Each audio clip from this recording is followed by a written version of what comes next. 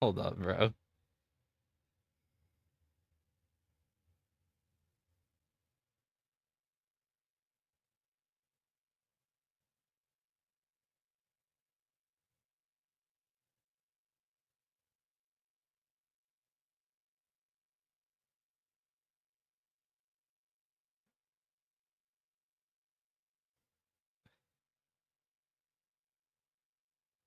Hold on. Did stream at least catch my rant about fucking Rent a Girlfriend being the Arby's?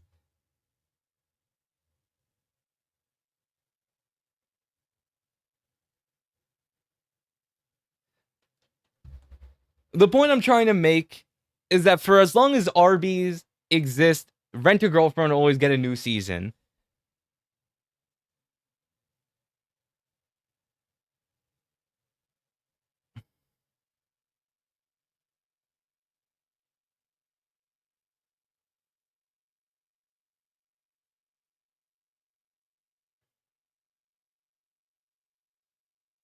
Is the Shueisha family getting another like season?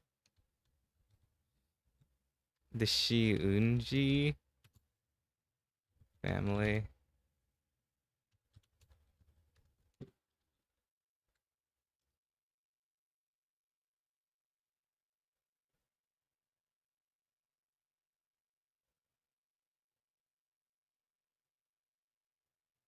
Hold up. How, I want to see. I'm curious. My shit just fluctuates from being excellent to poor, and then like I don't know, man.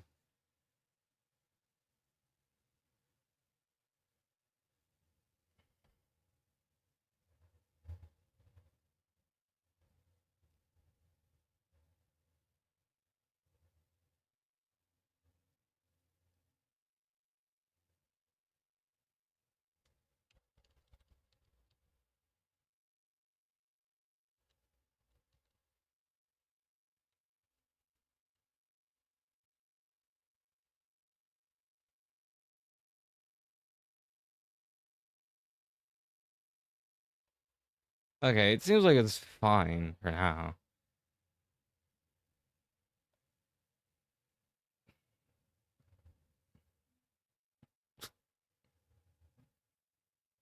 Okay, it hasn't been confirmed. Doga Kubo? Oh hell no. Doga Kubo. I feel like I probably knew that at some point in time. Doga Kubo animates. That's crazy. I don't. Yeah, whatever, man.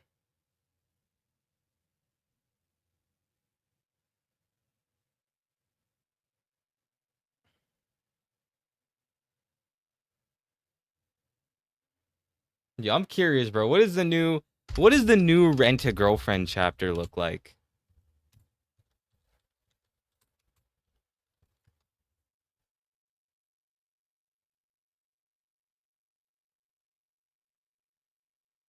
There's no fucking way this is when you show up to my stream, bro.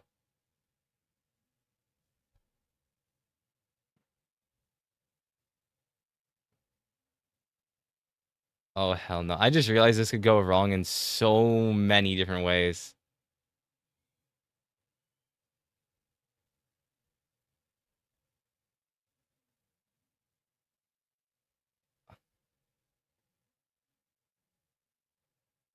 Why is it like okay. I don't like this. Oh hell no, bro. No. Oh, Ragey, bro. Ragey, this is not you. This is not you, bro. This is not you.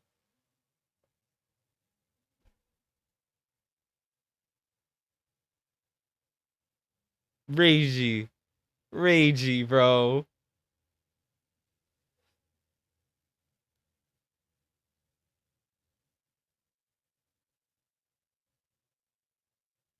Bro, look at fucking Sumi being the goat.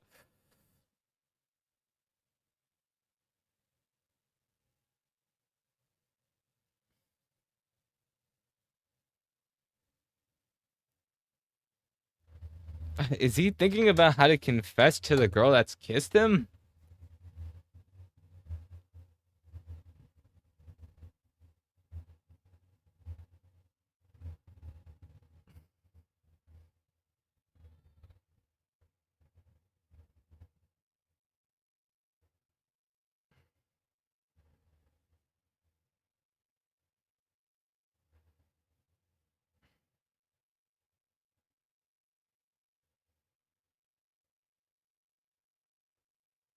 Why did he break his phone?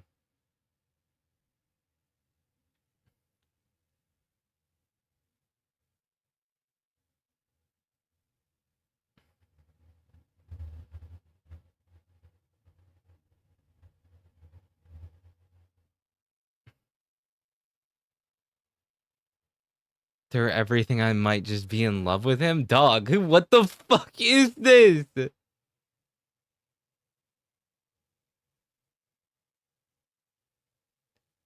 Wasn't like the kiss, like, wasn't this like weeks ago? What are we doing?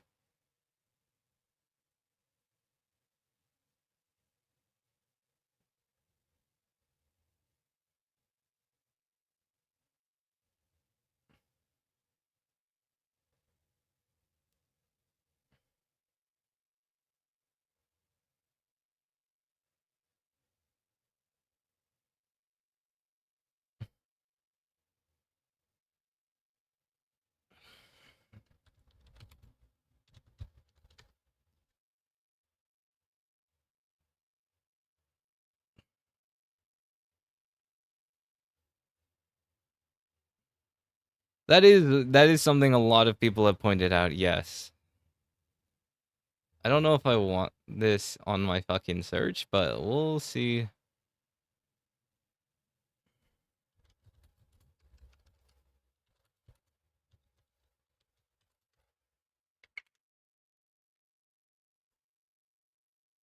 Season 5.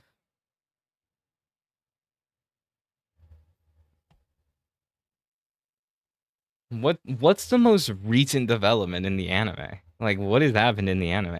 I know, like 3 years from now, we're gonna be talking about like 2 years, like 2 years from now, we're probably gonna be talking about the fucking Chizuru and Kazuya kiss scene.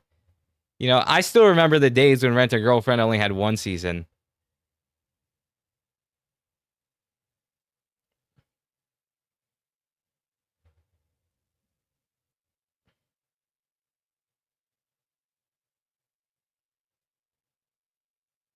Let me actually not get fucking copyrighted for Rent a Girlfriend. That would make me very embarrassed.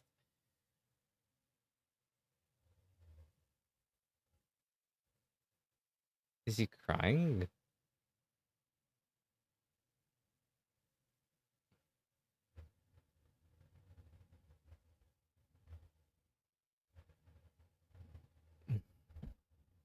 Okay.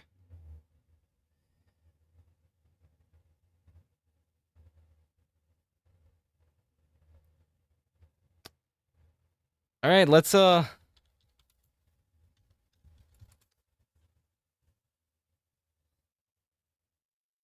me a second. I'm just gonna load up the slides. This isn't gonna be some like extremely like amazing slide. I don't even think there's transitions in this.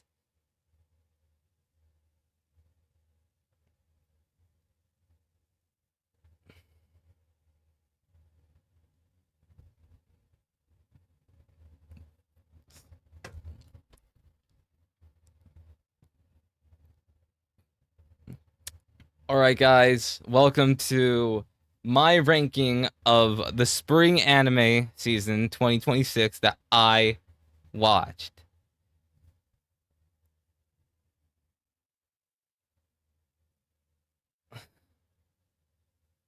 Um, I don't know if stream is working or if I'm lagging. I don't know what's going on. Oh, I got scared for a second.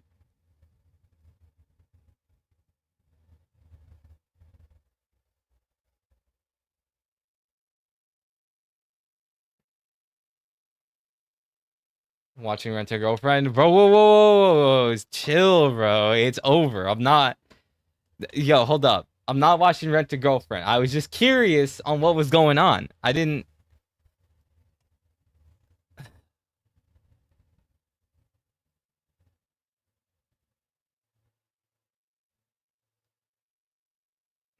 All right. So,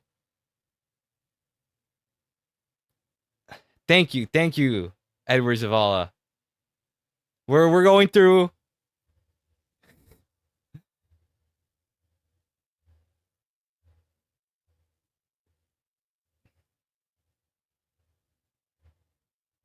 because I forgot. I forgot to post in self promo. I'm not gonna lie with you. I was low key chilling in VC for a bit, but it's okay. You missed all the fluff. We're getting to the main thing. So we're gonna be. Oh, what the fuck? It's not. There we go. Starting off in last place, the Agents of the Four Seasons. I watched this anime. You know, it was pretty nice. You know, like it had good animation. That's all I can really say. I could not fucking tell you anything about the plot. I couldn't tell you a single character's name. If a gun was pointed to my head, it's over. I couldn't even tell you the first letter. Maybe this girl's name is like Spring or something. Or the goddess of spring, the agent of spring. Something, maybe. But that's all I could say. Animation was nice at some point in time. Everything else was boring. The characters are boring. The lines were boring. The music was kind of nice. Production value was there. Storyline was not. Number 10, Klutzy Class Monitor and the Girl with the Short Skirt. I feel like it's very self-explanatory why I chose to not continue this. The only reason I watched this was because the creator of this, or not the creator, the English dub used the same narrator as the Love is War dub. And so because of that, I was like, ooh, Ian Sinclair was like one of the best narrators ever. And so I was like, okay, if they got Ian Sinclair to do the narrator, they knew what they were doing. So I watched it and like I there's something about this anime that just didn't quite struck a chord with me. Cuz like the issue was if I can go back to Anime Nexus. Well, it was also kind of awkward, you know, with the short skirt. I didn't want to see um uh what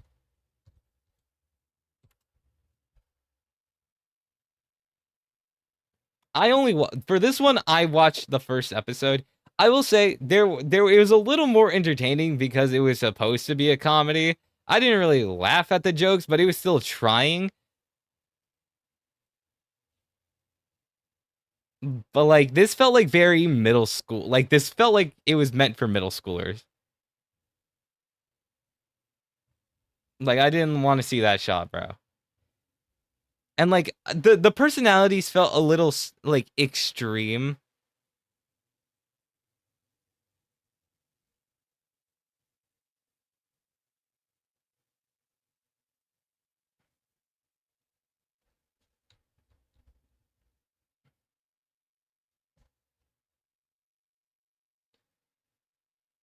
I think the issue is that like it didn't feel like a lot of meaningful connection was made between the characters.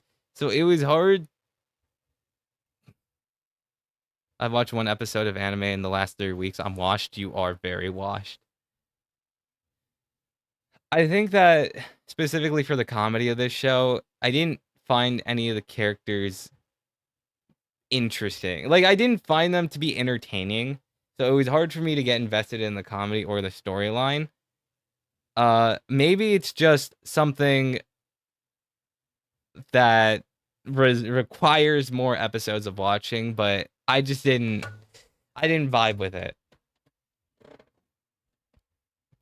Blind Girl anime romance is so peak though. I need to watch it, low key. I've seen people talk about it and I need to watch it.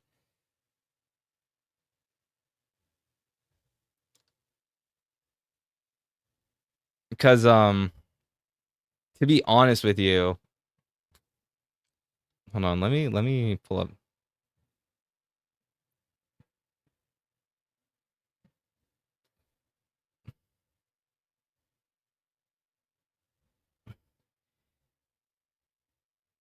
I know what anime you're talking about. I think it came out this season, right? Well, I'm gonna say that for later. But yeah, I do know what you're talking about. I saw a little promo about it when someone was like comparing like the tiger and the wolf or something like that, the one with the crippled girl and then a silent voice, and then that anime. So I was actually pretty interested in watching it because I did enjoy the both of those other movies. All right. Next is Classroom of the Elite. This show, it really just feels like one of those shows where it just wasn't for me, but I can see why people enjoy it. I know I clown this show a lot, but I can't pretend like I don't understand why Classroom of the Elite is popular. I get it. I really get it. When Iona Koji and like when Iona Koji comes up with the plot and seeing how it can all play out, that is very interesting. The issue is that because Iona Koji is so smart, literally everyone else just seems dumb in comparison, and it's hard to like enjoy watching the same thing happen over and over and over again. Like at some point in time, watching Iona Koji become get outdone, that's interesting. Or like seeing how an obstacle gets in his way and how he has to learn to overcome that, that's interesting. Versus just like, okay, we know he's gonna come up with a plot, we know he's going to figure something out, and now I found out that like this show is just like throwing hands with like teachers and shit. I don't know what kind of school this is. Like there was some weird timing, I'm not gonna lie with you.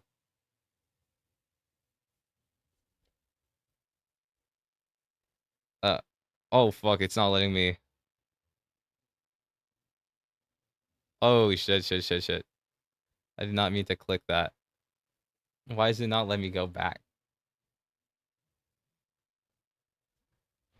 Okay, I had to press the arrow keys.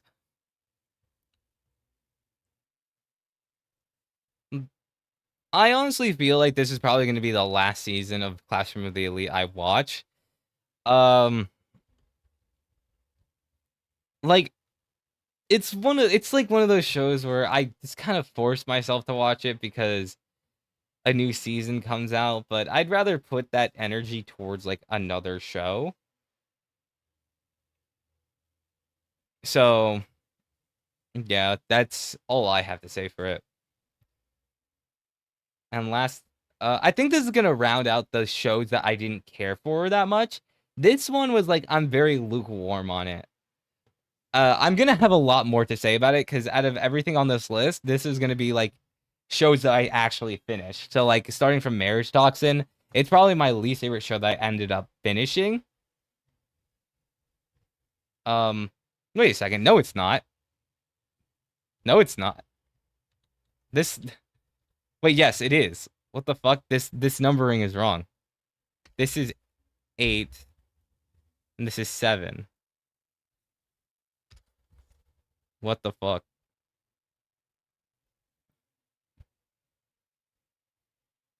All right. Marriage Toxin has my favorite ending of the season. I will say that much.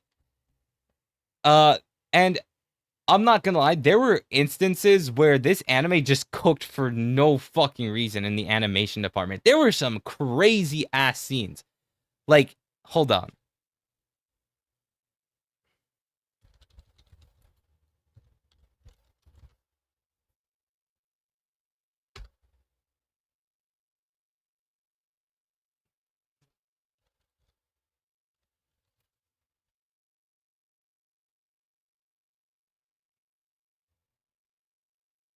Okay, fuck you, bro. I'm not that fucking bad with technology. Like you make it sound as if like I'm the worst. I struggle with it sometimes, but I'm not that fucking bad.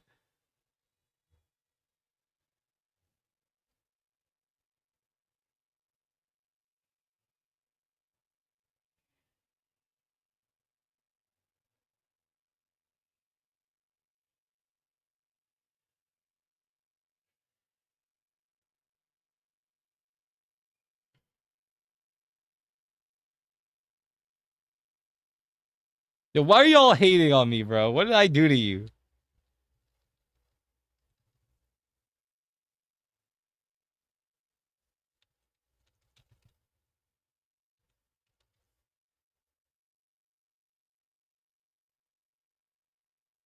There was like a single cut of animation that went like absolutely hard for no reason.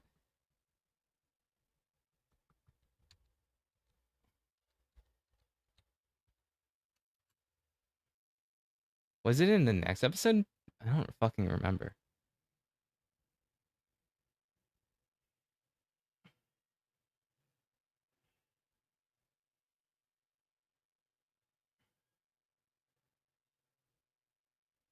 Maybe it was this clip.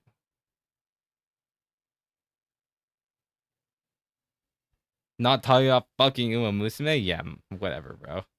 You should just be happy that you finally got a fucking day. Instead of being on my ass for not being an Uma Musume channel.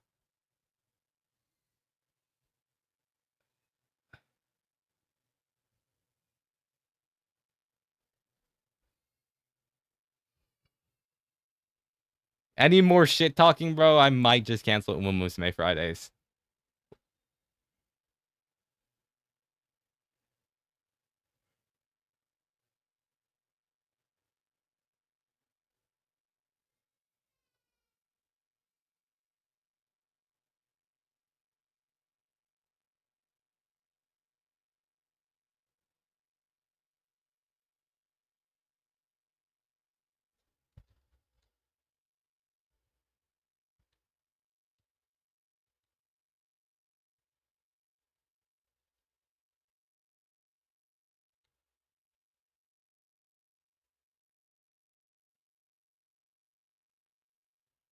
I think this is it. Yeah, I think this is the clip.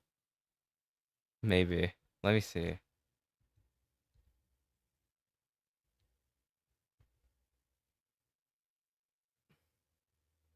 Oh yeah, I think this is it. Where like the animations start to go like hard for some reason.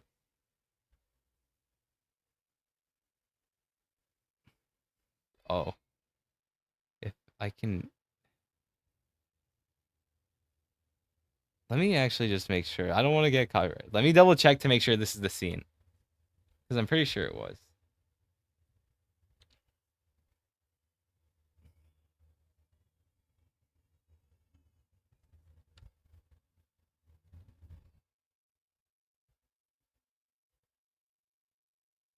Bro, where the fuck was it? It was somewhere here.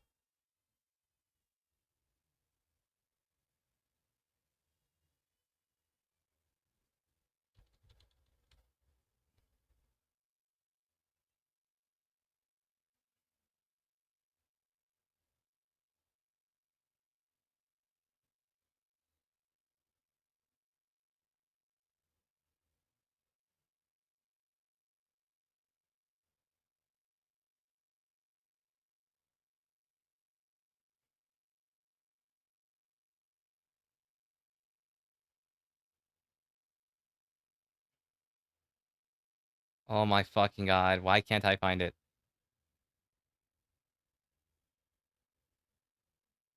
He's like Albert.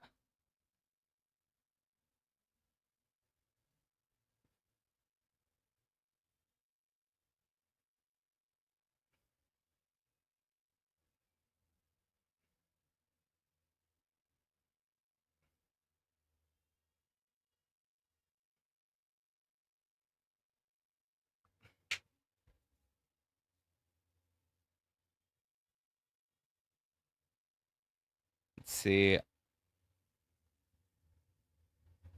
What's with the PFP, by the way, bro? I don't know what to tell you. It was just like I didn't pick it. I didn't fucking pick it, bro. I matched with someone and they picked that profile picture.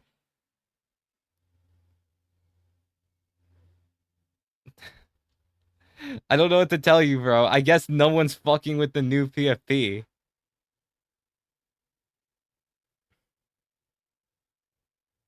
By the way, what did you guys think of my status today?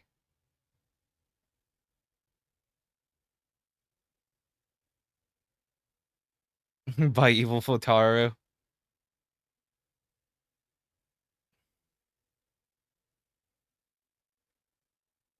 Evil Hotaru.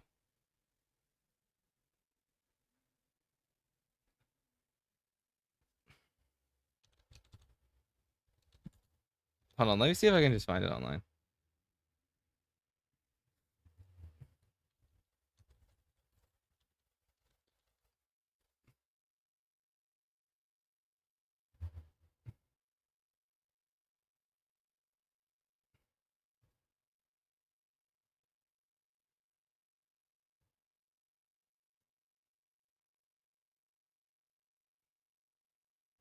I don't know, there's a lot of scenes where it just goes crazy, and I want to fucking find one of them.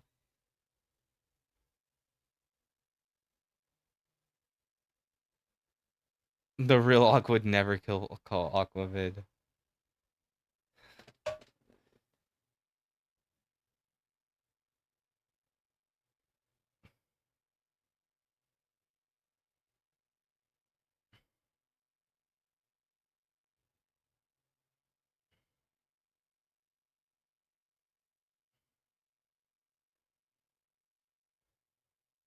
The real Hotaru likes Persona 4 the best. You know me too well, bro.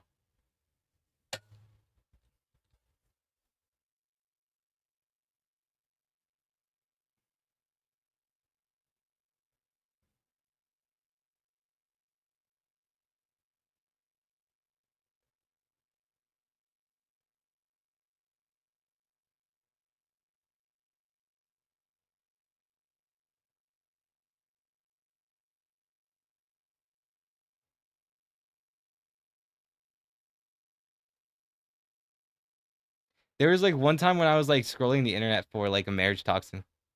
But Elizabeth is the best part of Persona 3, bro. Elizabeth is like the only character where I think to myself, yeah, I love this character from Persona 3.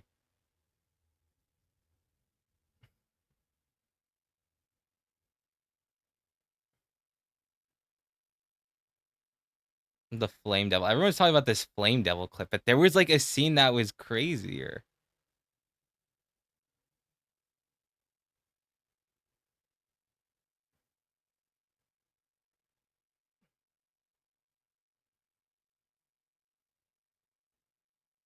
Uh, Chihiro the best, bro. Chihiro is not the best Persona 3 character. Don't even fucking lie, bro.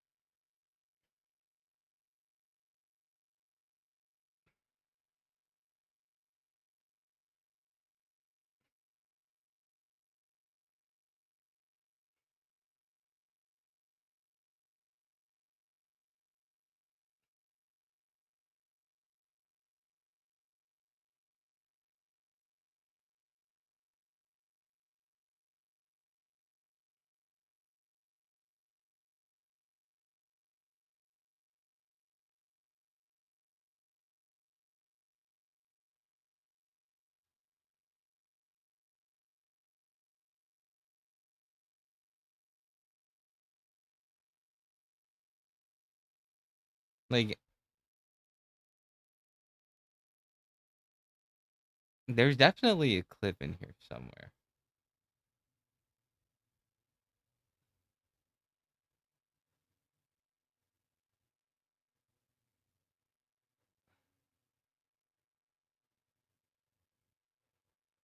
Oh, did I find it? Oh yeah, I fucking found it. Yeah, I found it. Okay, after like an incredible amount of searching, I found the clip, dude. But I accidentally. Okay, stick with me, chat.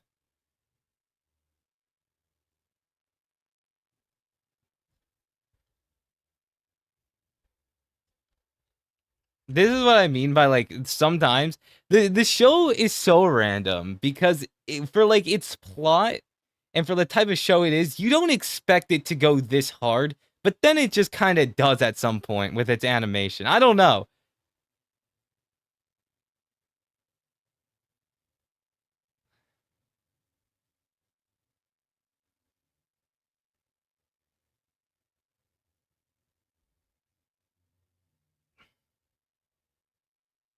And there's other instances too. Like when I was like searching up everyone going crazy, there was like everyone was bringing up like the flame demon, which I honestly I the whole flame thingy, the flame devil.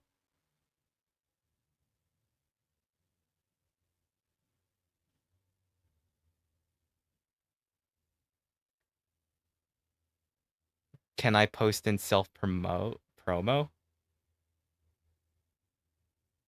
What do you mean? Can you post in self promo?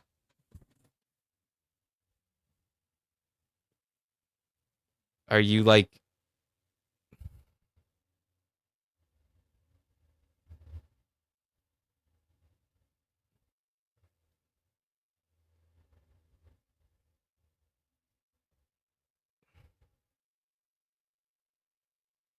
oh damn, you're listening to Persona 5 OST? Well, it's pretty good.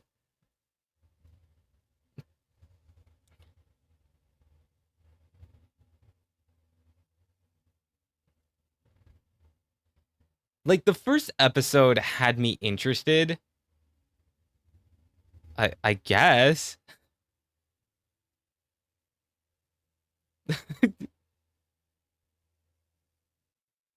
But the first episode was interesting because I thought of it like Spy Family a little bit, but like a little more on like the actual building of a family. Like it felt a little more focused with its plot. And I will still say it is more focused than Spy Family. Do not get me wrong. Spy Family has like no fucking focus.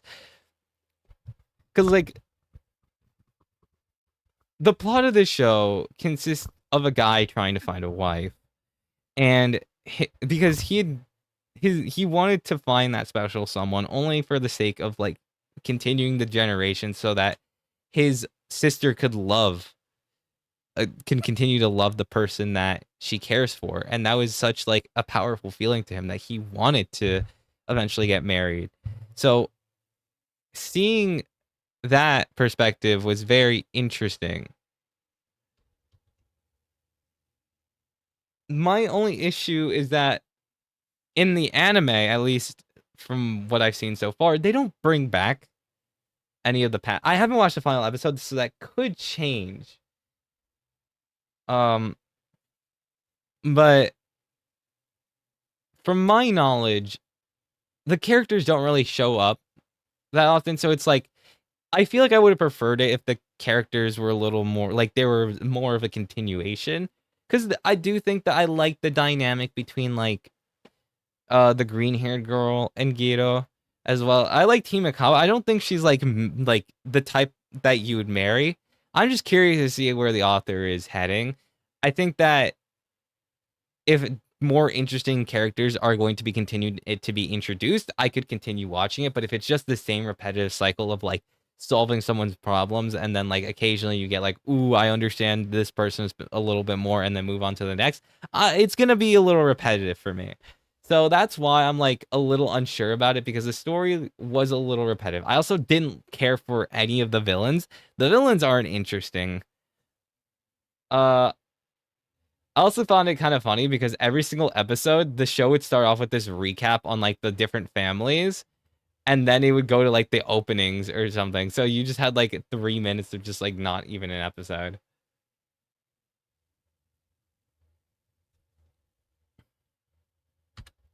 All right, and the next one is The Angel Next Door Spoils Me Rotten.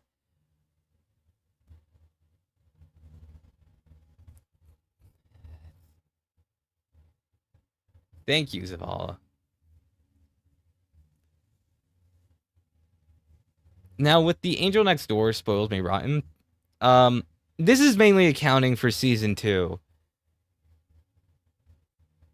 And the biggest positive I could say is that this show has upgraded. Like it was I knew it was different from the moment I started season 2. Like, I never realized it about season 1, but sometimes the animation and like presentation was low-key kind of ugly.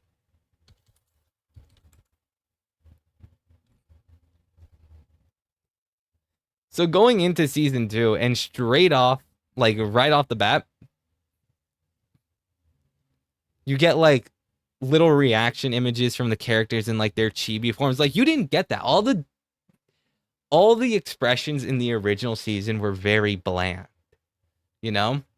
So being able to see the show actually upgrade was a very welcome surprise. And it like I think it's something we take a little like something that we take for granted in anime. Like I know it feels stupid to be like, ooh, this got me excited, but it did. It really did because it showed that there was going to be an increase in production. And so like I was very excited coming straight off season 1 because I watched it this season. And season 1, if you don't know anything about it, that shit is like a train. Like that shit is a train, right? It goes like 100 miles per second with how these people went from being friends, like, ooh, I want to rest on my friend's lap. Ooh, I want to hug you and like cuddle you and sniff you. All that shit. To now we're going into like relationships and like confessing. I can see why people were like so excited about it.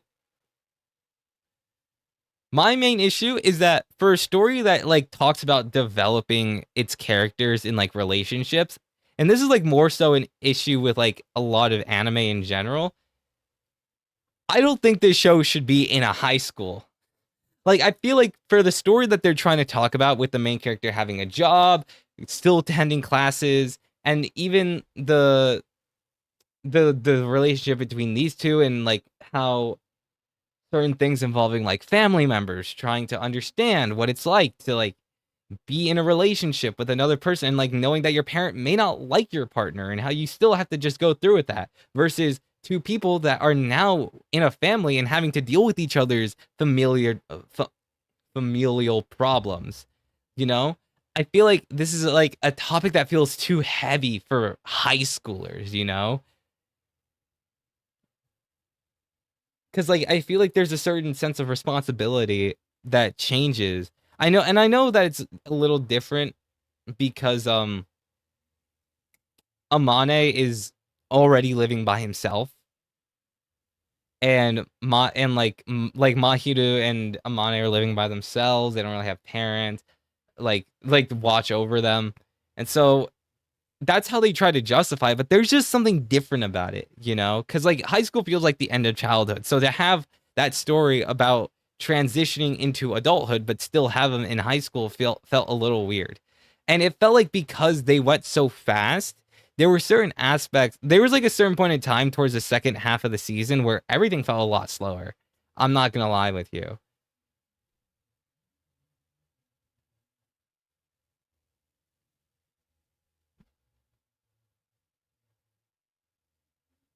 That being said, if there was ever a season 3 of this, I would watch it.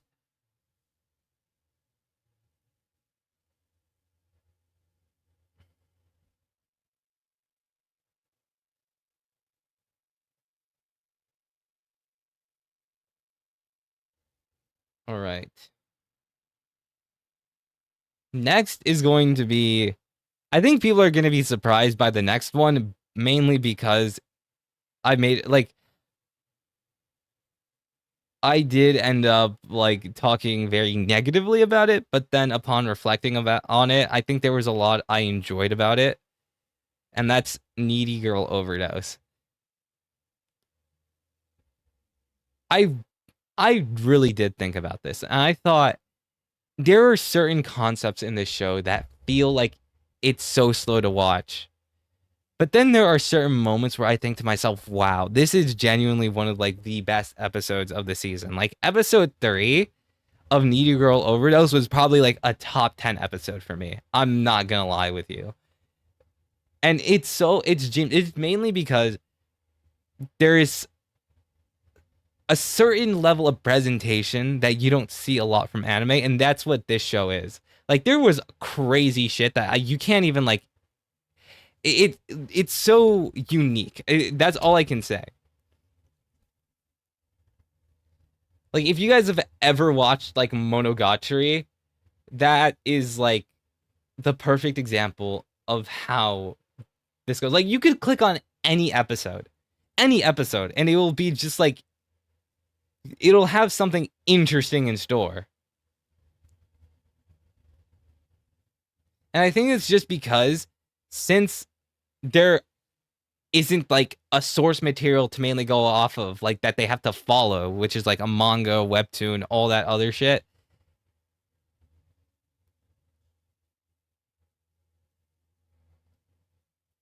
It allowed for the animators to be a lot more free.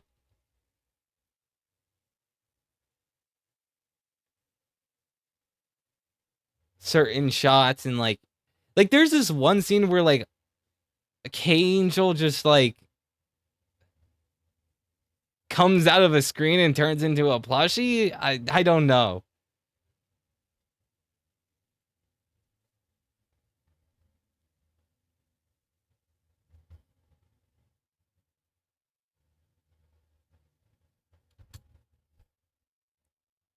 And I think that it's watching the show, it's like coming to terms with the fact that like Karamazov is the main focus. But once you get used to it and then everything gets started, that's when it all starts to click and you become entertained because there is so much good about this show. I think that the characters are interesting in their design. I think that although the pacing can be kind of strange, reflecting on what makes these characters interesting, it enlightens you to the writing of the story in the game. I was too busy playing what?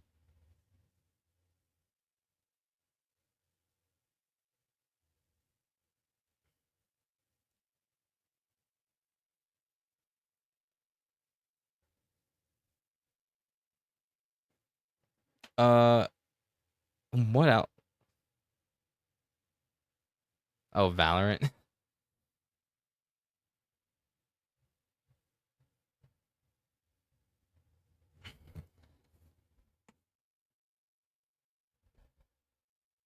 Or even how like the last episode did something interesting. I love when animes do something unique with their openings, and um that's literally what Needy Girl Overdose did.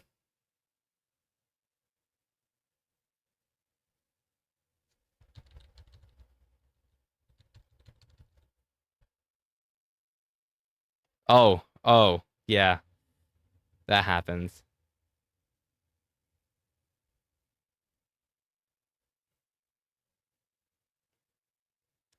Episode 12 or episode 13, I guess it was, because it says there's 13 episodes.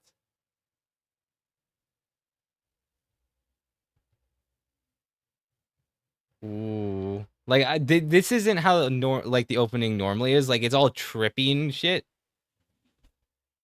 But I love when shows do something unique with their openings. I'm a sucker for everything involving openings.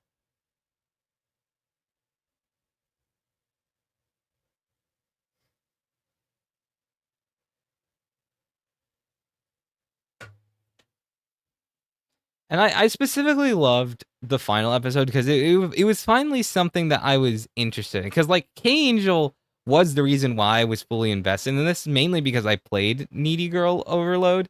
That like I was excited to see her in like anime form, and every time she was on the show was still my favorite part of the show.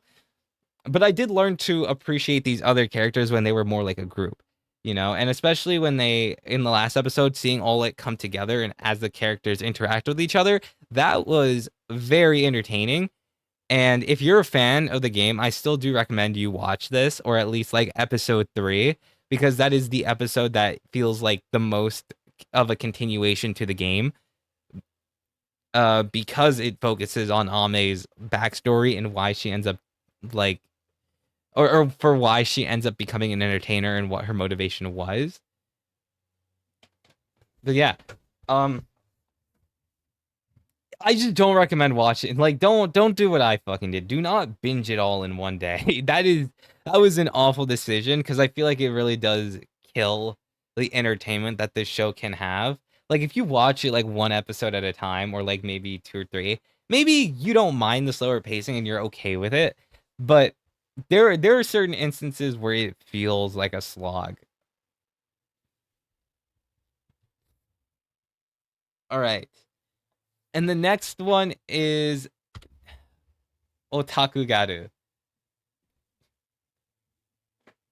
Um, something I feel like is a recent trend with a lot of anime nowadays is that they focus more when it comes to slice of life. It feels like they're starting to understand what makes it entertaining, which is that like seeing a friendship blossom is so entertaining.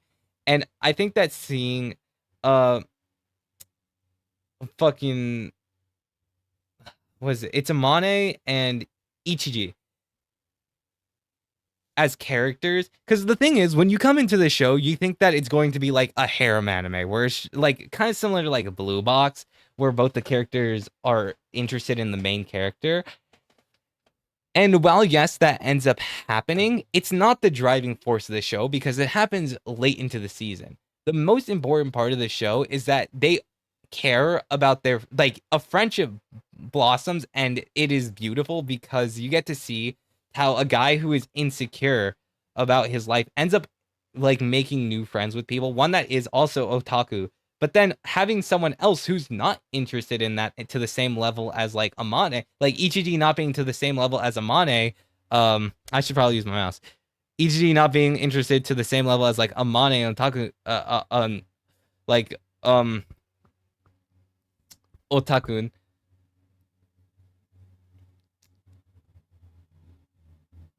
and just like being able to accept that. That's what makes the friendship feel genuine. And this is also my favorite opening of the season.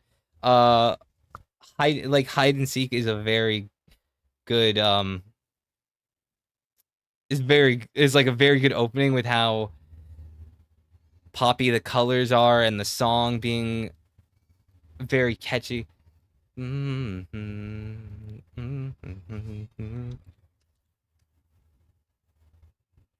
But like even like I also think another thing that a lot of animes have like started to notice is that fan service is starting to die down a little bit.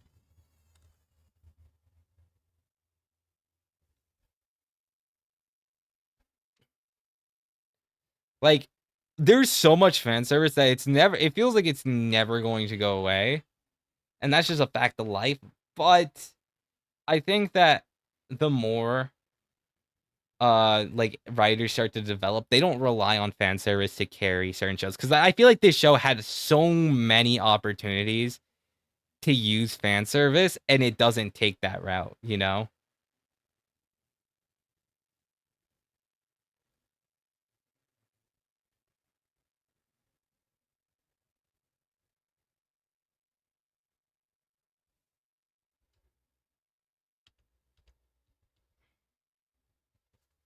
Like, hold up.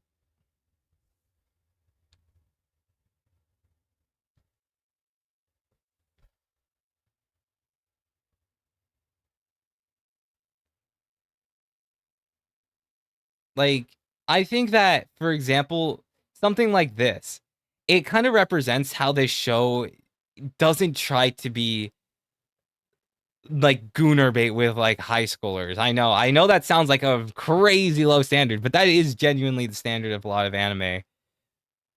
And so, like for example, there aren't any close-ups of these girls. It's literally just them vibing in a beach. And I think that's just cool.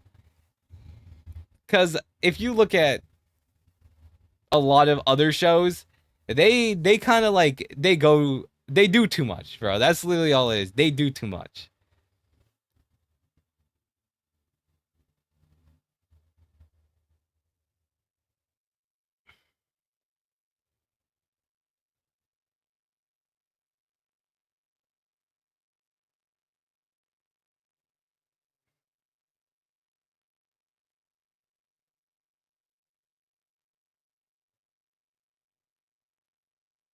That's what I'm saying. That's what I'm saying. Things like Persona, like themselves, also include a lot of fan service and like do crazy shit. Like they do too much. I'm not gonna deny that. I know that for a fact. And like when you revisit those scenes later on and you grow up, it's gonna be awkward. But like I don't feel like that's going to be the case with Otaku Garu. I feel like when I come back, if I ever come back to the show or I see a season 2 and I get to revisit it, it's going to be it's still going to be entertaining, and I don't have to be like, ooh, yeah, that was kind of awkward. Like there's only one scene I can think of that was awkward, and that was when like Ichiji and like Amane were like showering together. And even then, the store like the show doesn't even like do like crazy close-ups or anything like that. It's not even like awkward for real.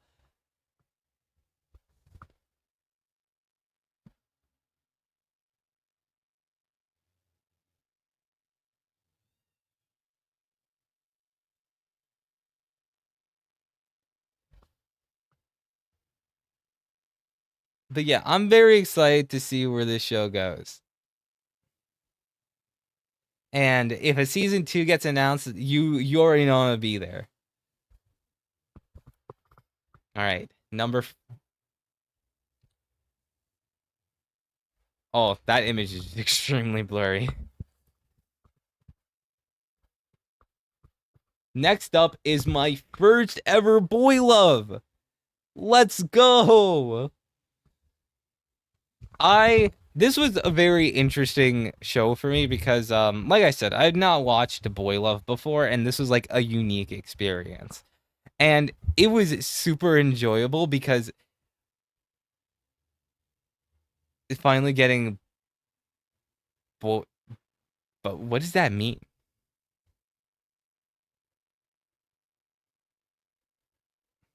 I don't trust you, so I'm gonna search it up here.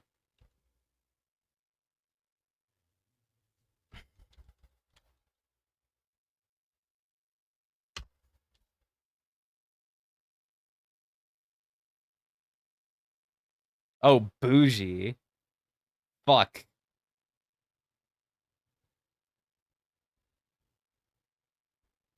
What do you mean I'm getting bougie? Because I watched Boy Love anime?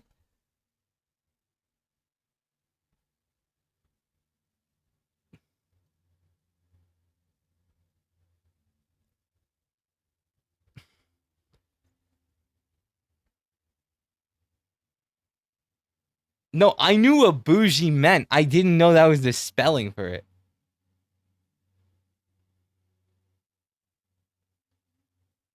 Illiterate. Fuck off, bro.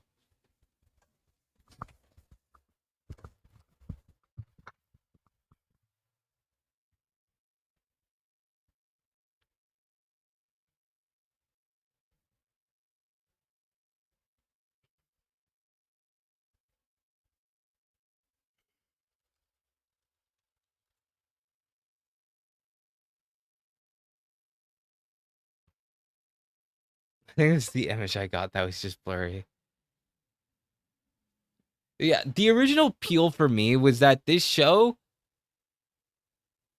was like when I first saw it in production. I think I first saw it in production like a year ago, like when it first got announced, and it immediately caught my eye because it reminded me so much of Ranma One Half with its art style because it has like that 80s art style.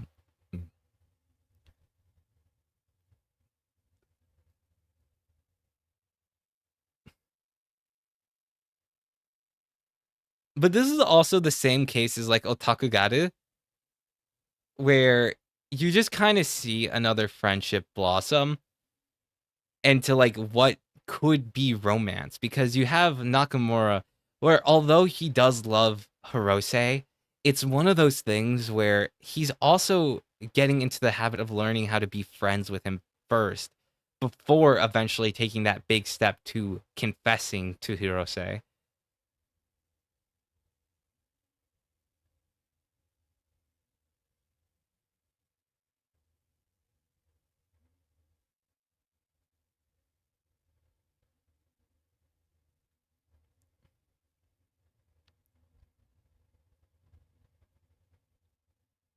Oh, also they went through the trouble of making like 12 unique endings for that, which I thought was pretty cool.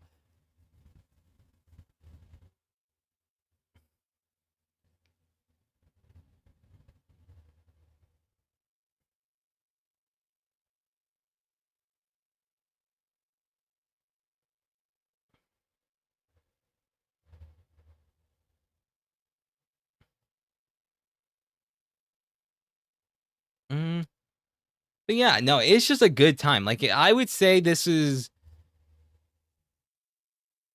if you're looking for a pure rom-com, this is like your go-to. Like I know some people could be alarmed because it's boy love, but truly if you just open if you're willing to be open and try something new, this is like what I feel is a pretty good gateway anime. Like if you're like one of those shows where you're like if you're in that phase where you just don't know if you're into anime, this feels like something fresh that you could try watching, and it's just something that I highly recommend for this season. That's why it's at my number 4 because I was continuously watching it. Every time an episode dropped, I would watch Nakamura.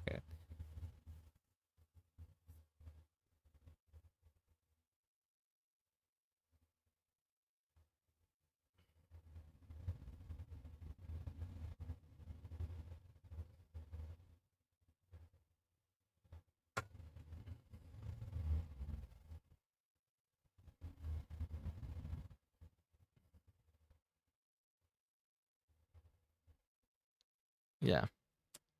Next up on the list, the bro didn't watch Classroom Elite. Yeah, I'd rather watch boys kissing than watching boys kiss Ayana Koji's ass. Like, yeah, I know that's a crazy thing to say, but it's fucking true.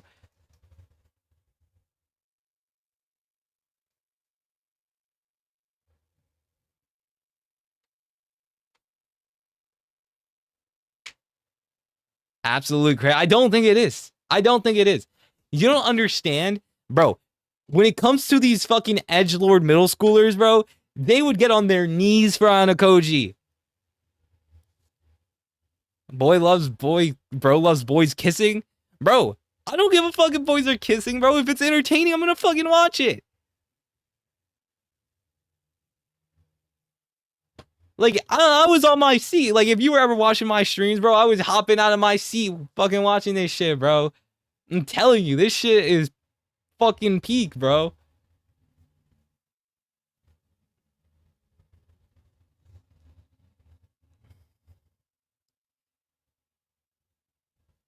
Is Fotaru secretly, bro? I'm not gay. I'm just saying that like this is a good series.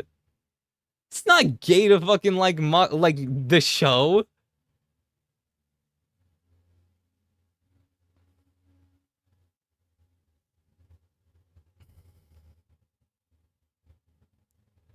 Bro will watch boys kissing but won't kiss me. Yeah, I'm not exactly trying to catch a fucking case.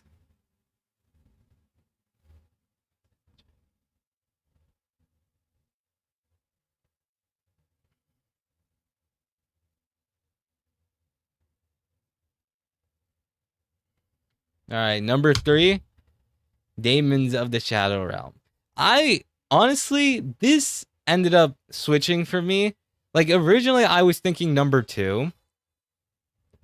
But then it wasn't that this show wasn't entertaining.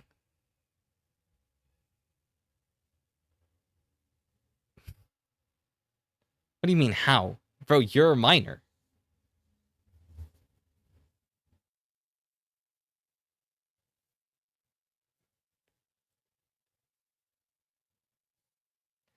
This show wasn't bad or like didn't slow down. It's just that the next show on the list got really good at like the like to start off, I think that this had like the best first episode of the season. I think that if you're a fan of Full Metal Alchemist Brotherhood, this is something that needs to be on your radar because this show has a very strong start, and I think that the way it sets up its mystery and the fight scenes as well aren't as creative, admittedly, as Full Metal, but I think that there's something to still be enjoyed between Asa and Yoru, and I think that the concept of daemons are also very interesting, and I think that the way that they're building up the plot uh between the two houses causes it leaves room for a lot of mystery and drama.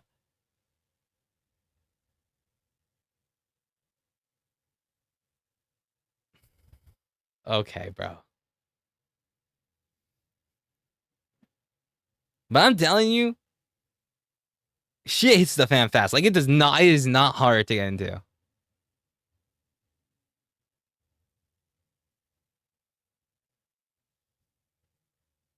Yeah, it's almost like they're created by the same fucking author.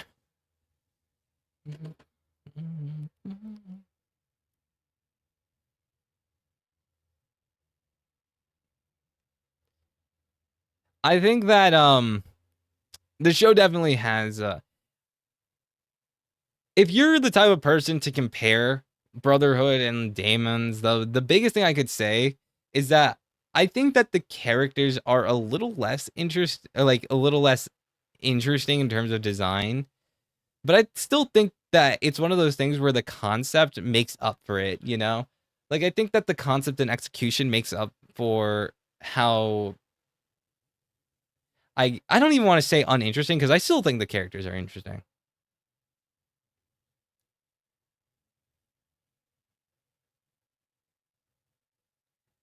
The thing that honestly holds it back for me this season is that it is a 24 episode season, so it's still in the beginning phases of like being interesting. So it's doing a lot of build up, you know? Like there's interesting stuff going on, but we haven't seen it executed to its full potential yet.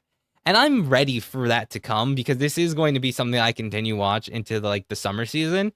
But I will say I still enjoyed it a lot so far.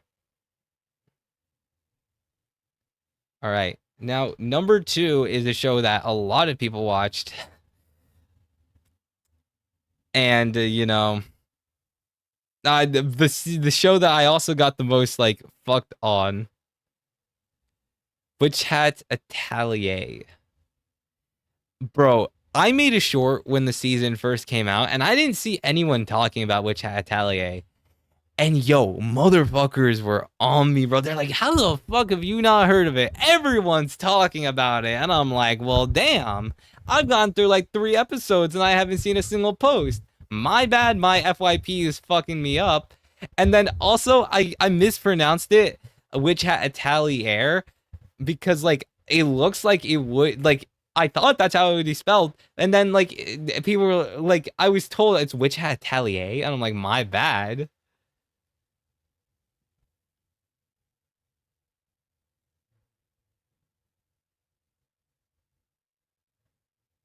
Should you watch it again? 100%. You should watch Witch Hat Atelier. Like, how do you fucking spell it? Key free? Like, this animation is fucking crazy.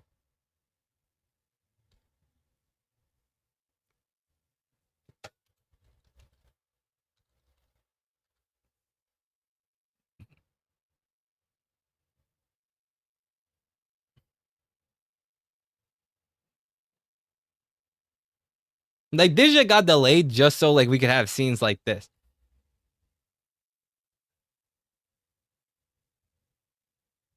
Like, bro, that shit was clean as fuck.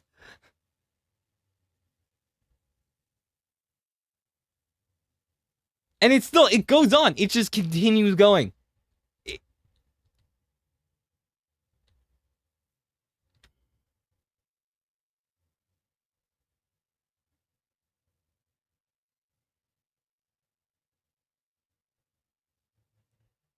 Like, I was always on the fence between.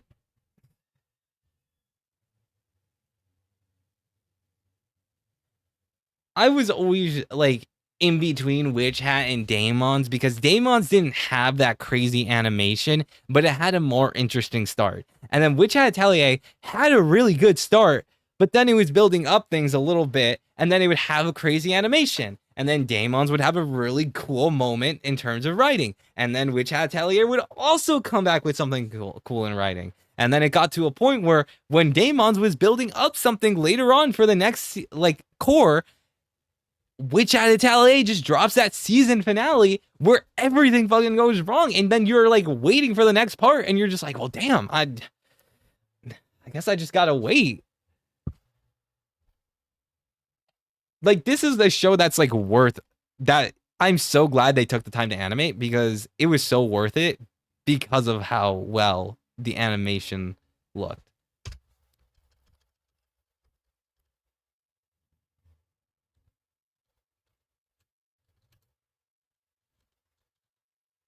But I would say, like, if you don't.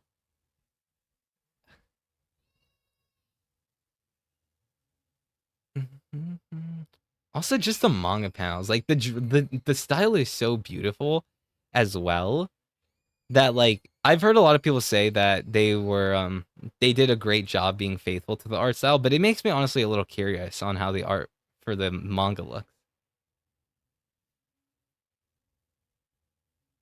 Keyfree is my favorite character, but like I don't know how much I trust him, bro. The anime, which has been in development for 7 years.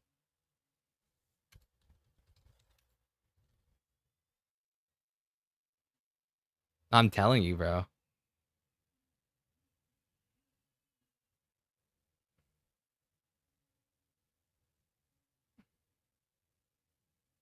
Yeah, season 2 has already been announced. Like season 2's already been announced, so that's also enough motivation knowing that it's going to get another season. What's all this about?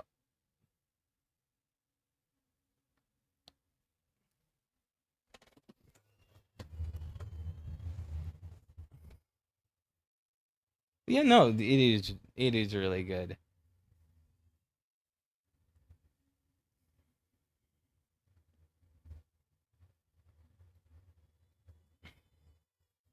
I think people say that like I remember seeing a post talking about Coco, Frieren, and Mao Mao being like the modern day like female main character trio.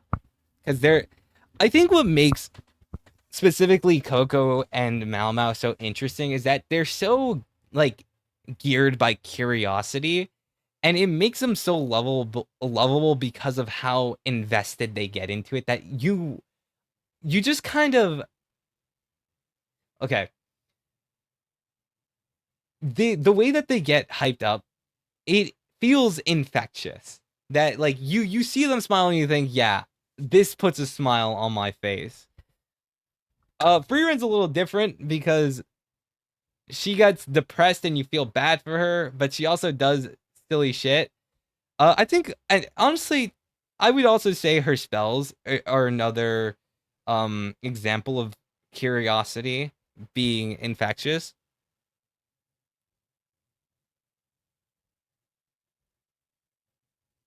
I don't know. I don't know what that means.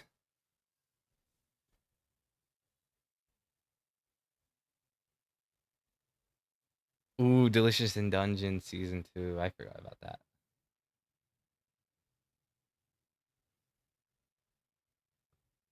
But yeah, now ultimately, my favorite anime of this season. It's not the most well animated. It's not the most eye catching. But goddamn, do I love the writing of Ramparts of Ice.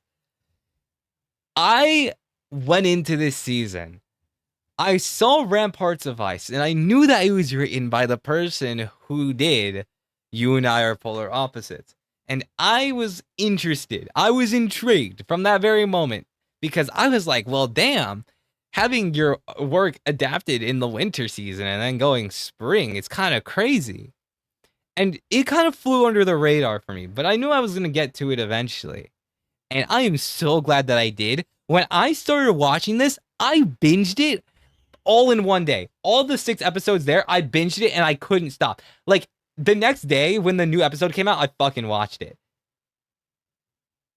Ramparts of Ice, I I went in thinking like, okay, I'm interested to see what the original art, like what the original work was, and then it just became like my favorite of the season out of nowhere. Like, I love Koyun, I love Amamiya, I love Miki, I love Yato. All of their dynamics are amazing. Seeing the way they interact in a friend group is so organic, and it doesn't feel like any drama is like forced. I remember like the fact that this show made me turn around on Koyun and Amamiya so fast was crazy. Because I remember thinking like, damn, I I don't know if I'd like imagine them getting together. Like I know these two are like, you know, they're probably like endgame, but like I kind of think that Yato and Koyun are better. And then like everything just switched. Seeing Koyun get excited by the fact that Amamiya was reading her like a book that she loved and how she was like happy to share that with someone, I was like, yo, I'm seeing the vision. My romance classes are seeing the vision. And I just continued going. I couldn't stop. And I am so ready for season 2 to come out. And I'm going to watch You and I Are Polar Opposites because I'm gonna miss this show that much. And I'm so ready for it to come back in fall. And I'm so ready to see the conclusion. I have not read the webtoon. I only had to read it at one point in time because there was like something that happened at the end of episode 12. I'm like, oh hell no, I gotta fucking read it. And so everything else is going to be spoiler free. I'm going to wait for it and I'm going to watch it every single week. And I'm so ready for Koyun and Amamiya to get together because they need to get together. And I don't know what's gonna happen with Yato, but like I'm there for it. I'm so there for it.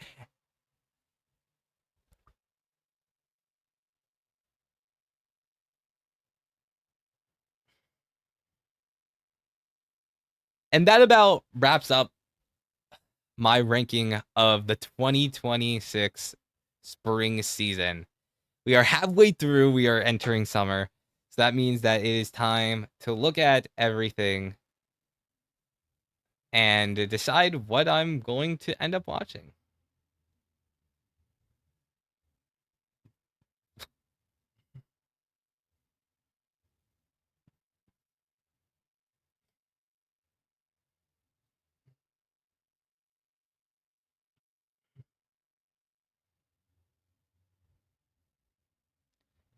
Well, yeah, but the summer season just like in terms of animation, it's just started. No.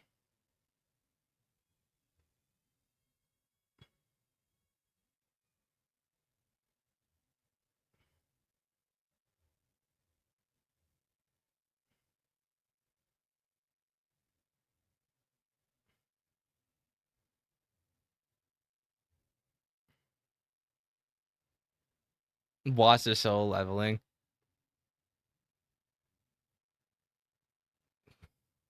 You think I give a fuck if I'm like LARPing Solo Leveling? Do you genuinely look into my eyes? You think I give a fuck? I don't care about Solo Leveling, bro.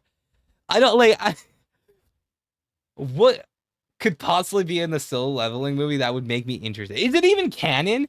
Is this new Solo Leveling movie even canon?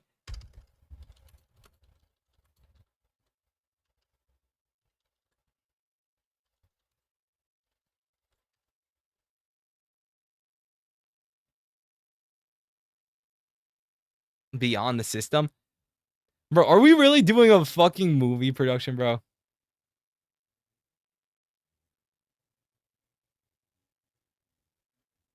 Yuri. Hold on. I'll get there when I get there. What was it called? I Want to Love You Till Your Dying Day. Okay. I like the title. I like the title. Mushoku Tensei. I'm probably gonna end up watching Mushoku Tensei, but genuinely, I don't know. The more I hear, like, with Rudius, it's one of those things where I find him to be an interesting character, but I feel like seeing the author's mind, I want to get out of it.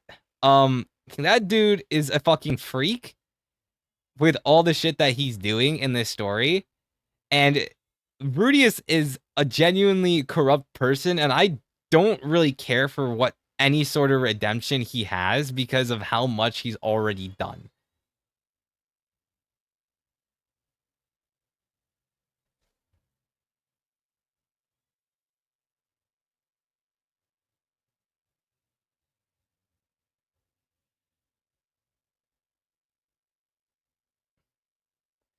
Smoking behind the supermarket with you. I remember seeing Gig's video on it when it first dropped like 3 years ago. I heard this like 11 minutes long each, so I'll probably end up getting to it. Um,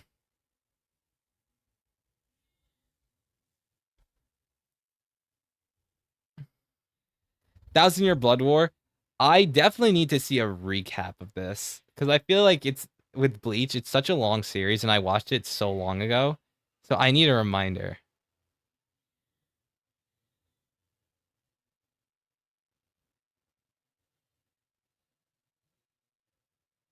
Okay, genuinely with Mushoku Tensei, this could be my last straw. Genuinely. There's so much going on. Knowing that with like the light novel or like whatever it was, they're like adapting that part for like a future thing. Like I remember seeing a story talking about Aisha falling in love with Eris because she always loved Rudius, and I was like, that's we're using that as a side note. That's fucking crazy.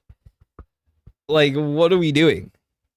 Like, we're like, oh yeah, never mind the fact that this sister always loved her brother.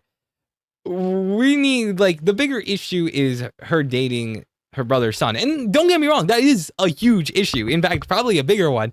But to just like throw in like the casual incest, the fact that it's so normalized in Mushoku Tensei is absolutely jarring. And this show is fucking disgusting. And I don't think that it's like one of those like there is a certain limit where like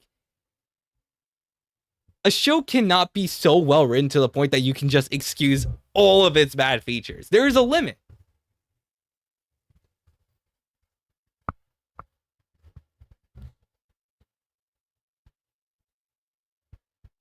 Which manga? Sweet and Sweat and Soap. Oh,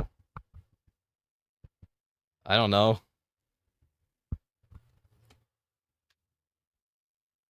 Grand Blue, low key. I might need to binge Grand Blue. I've heard really good things about it.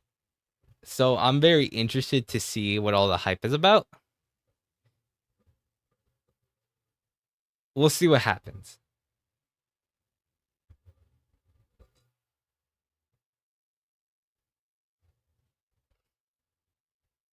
Mushoku Tensei. Or are you just gonna call out fucking Oshinoko?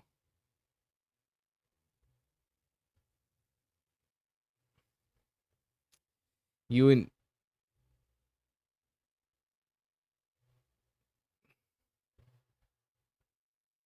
don't watch Kamui, he's right behind you. You and I are polar opposites. Gotta lock in on season 2, obviously. I have not watched anime this week. I'm not gonna lie with you.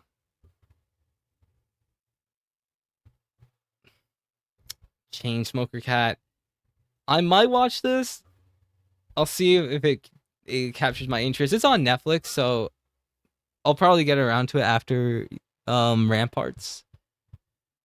I Want to Love You Till Your Dying Day. That sounds interesting too. Roommate is casually announced at the start of class that day carries on unusual and an orphan. We'll see. I think that I could find this interesting.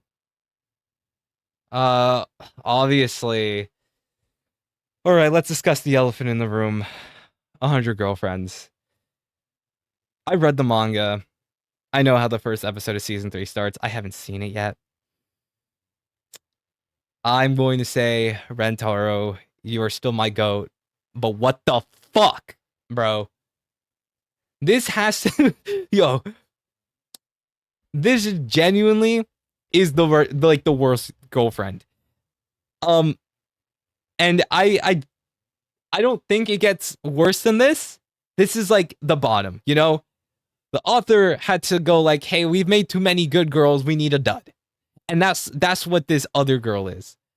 And I'm going to be there for every single 100 Girlfriends episode after the like, you know, I'm behind, but we're going to lock in.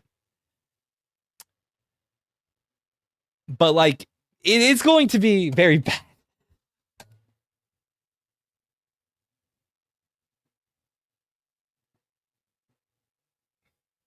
That being said, to all the 100 Girlfriends fans, after this, good luck. And we need to make it through this season.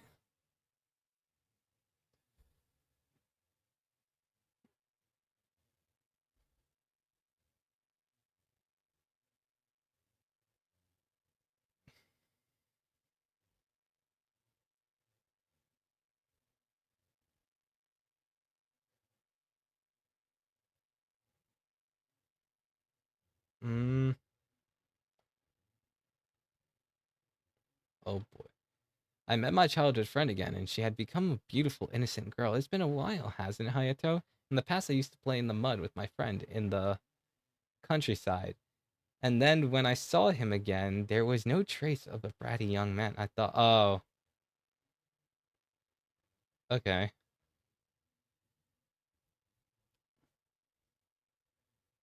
I see. Bro, what is this fucking solo leveling ass shit, bro? Bro, we cannot be that ass. Bro, fucking Genu, bro. With his fucking downgraded dagger. Why does this dude look fucking cross-eyed?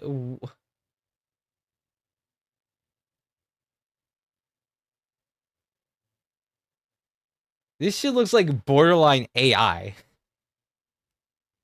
Like, this feels like one of those AI fucking ads.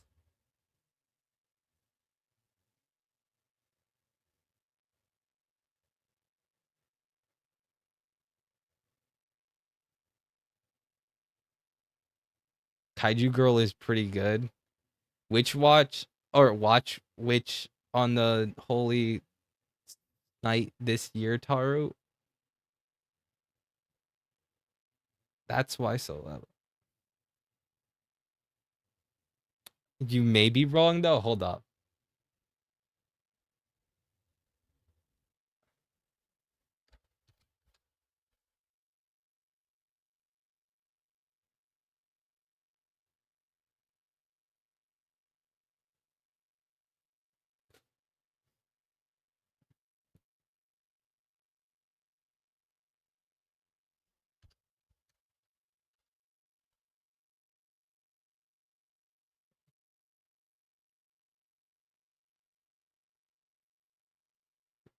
No, I don't think it is. It's just that it looks exactly like fucking solo leveling.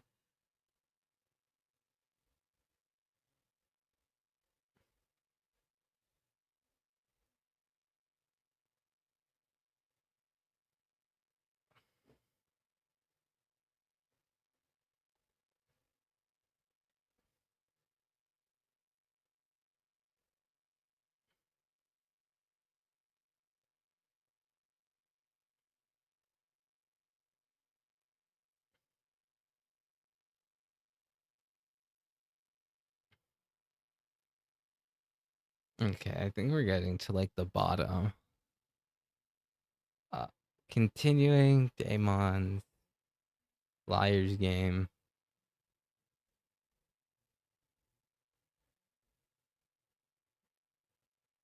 I'm a Hero too. Oh, there's an OVA coming out for My Hero.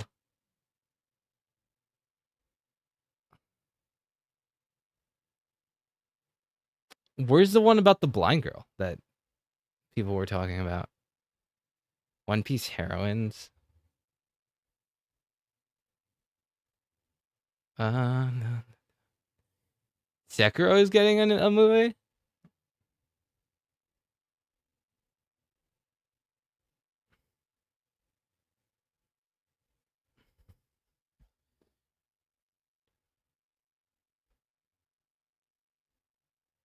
Okay, so I'm going to make the list of like shows I'm gonna watch.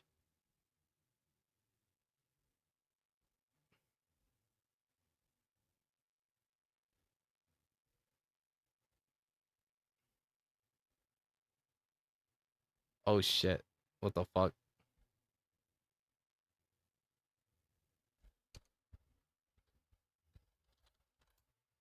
Or no, not spring.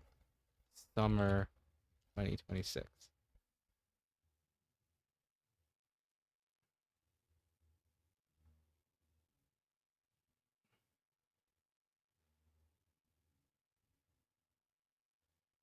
Okay, so we'll start off with, I guess, Mahoka Tensei.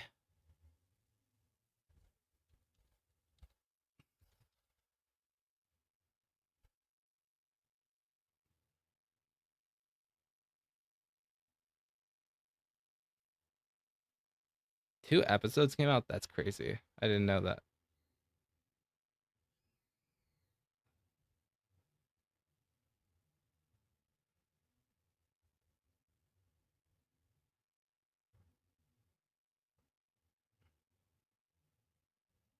Add to collection? I want to add it to the list. How do I do that?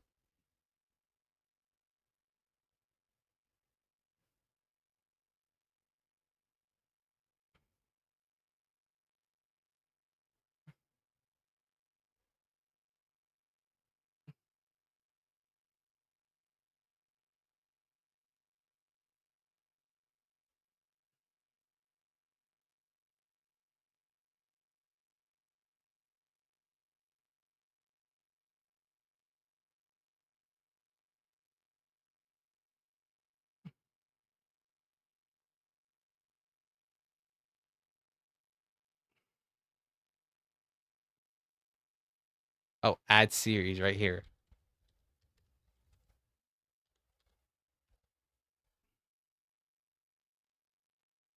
Okay, there we go. Uh, then we'll do smoking behind the supermarket with you.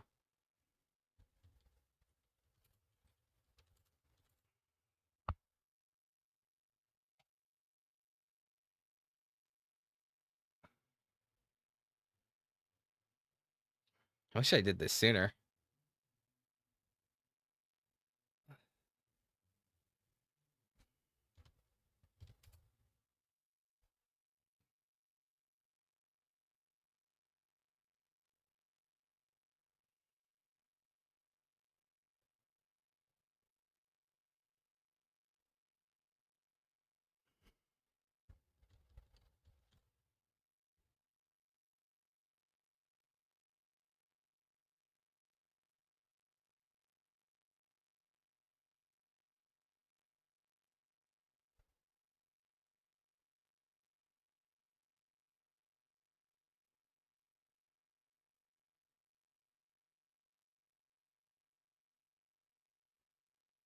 I can't tell. Is this? Oh, the calamity. It's right there. Add series. Um, we'll do. I'm gonna hold off on Grand Blue for now. I'll see how I feel about if I watch the first season. I'll see.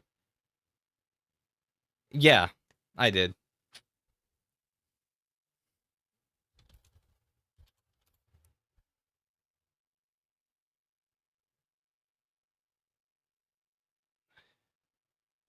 I don't need this.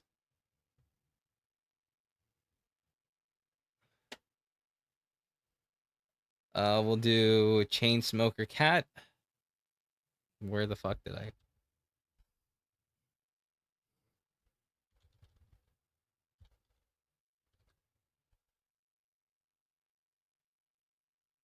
What's that new Mappa project about?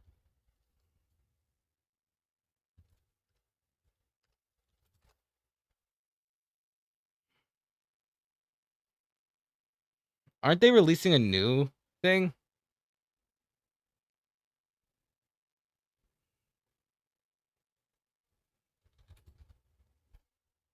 Uh,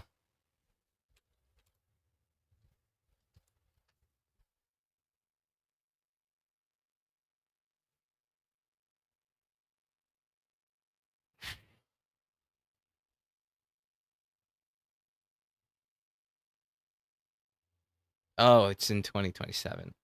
I just heard so much talk about that anime that I thought it was coming out.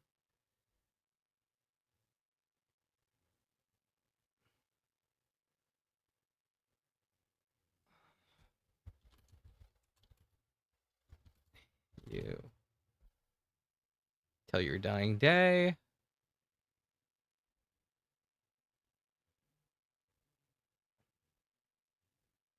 And then is there anything after the 100 girlfriends?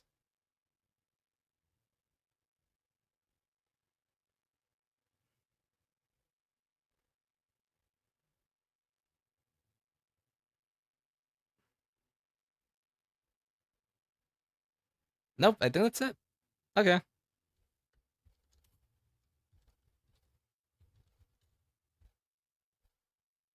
Arigato daisuki. What is it?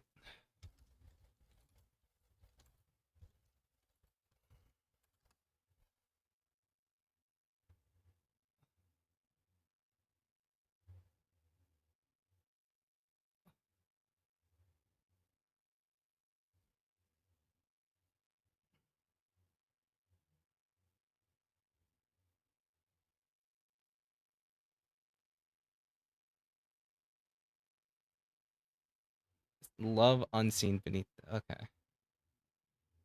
Let's see if it shows up. Love un. Okay. There we go.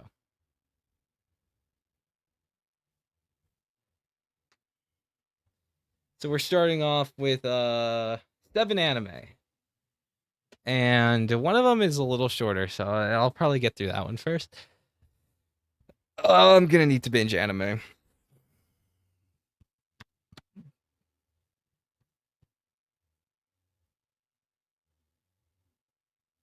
But yeah, I think that's about everything. I I think this is a good spot to end stream.